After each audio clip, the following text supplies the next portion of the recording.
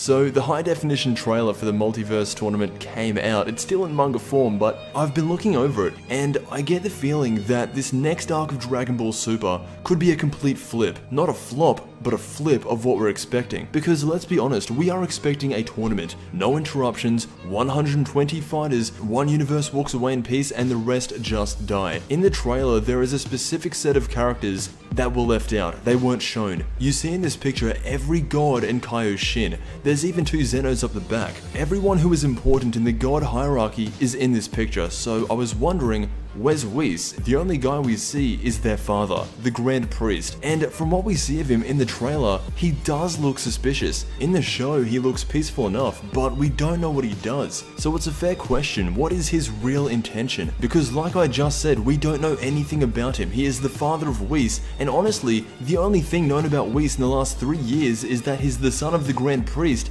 that trains Beerus. The fact that they've had all this time with Dragon Ball Super to tell us their origins, and they still haven't, leaves me thinking that 1, these characters were meant to be left mysterious, or 2, they have something planned. I'm not ready to say that the Grand Priest and every member of his race is evil, but I do think it is worth looking into. Whis was introduced into the series as a neutral character. Whether it's the end of the Earth, the universe, or the multiverse, he doesn't seem to care. However, there was one time we saw him mad and take matters into his own hands. That was when Beerus was destroying their home. He has this angry tone in his voice, and I'm not sure I can relate this to anything that could come up in the future, because the real purpose of this scene was to show that there were still people way stronger than Beerus. The only thing with Whis is that even though he's training Goku and Vegeta, you have to ask why. I get that he does it for food, but I like to think that it's a little bit deeper than that. Is it because he actually cares? Does he want them to become the next god of destruction? Or is it something else entirely? With the exception of turning back time when Frieza destroyed the Earth, what else has Whis done that has cemented him as a good guy? I honestly can't think of anything, but that's where I want to move on to Vados. A lot of people are under the idea that she is the true angel gone bad. I think it's just because of her resting bitch face, but I will say, during the end of the Universe 6 vs 7 tournament, she did try and get Champa demoted from his God of Destruction status by telling Zeno how unhealthy he is, but even something like that isn't completely evil, it's just kind of a dick move.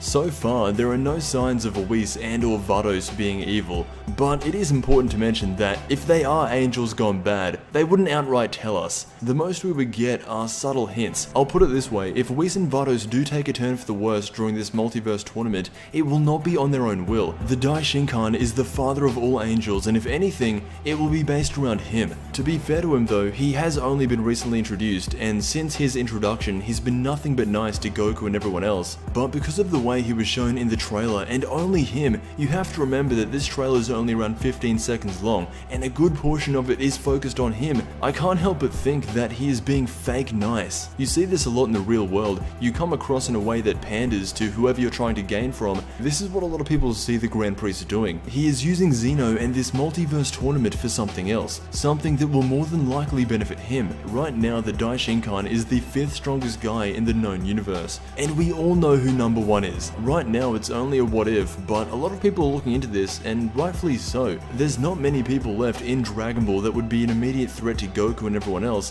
I will put this out there though, the idea of him stopping the tournament midway through wouldn't be the best move, because the tournament itself is something that people genuinely want to see. But let me know what you think. All until February, ideas like this are going to be up in the air, and it's best to take them at face value. So thank you so much for watching, and until we meet again, I will see you in the next Dragon Ball video.